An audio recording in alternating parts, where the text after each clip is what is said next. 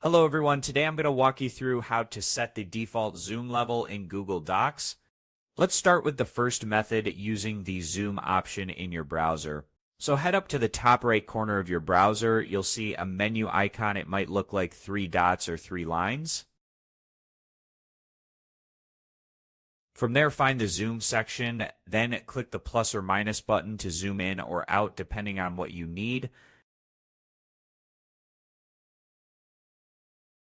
Now let's move on to another way using your keyboard and mouse. Just press the Control key on your keyboard, and while holding it down, scroll your mouse wheel up or down. It's a quick way to adjust the zoom. Once you've set a zoom level you like, it'll stay that way even if you close and reopen Google Docs.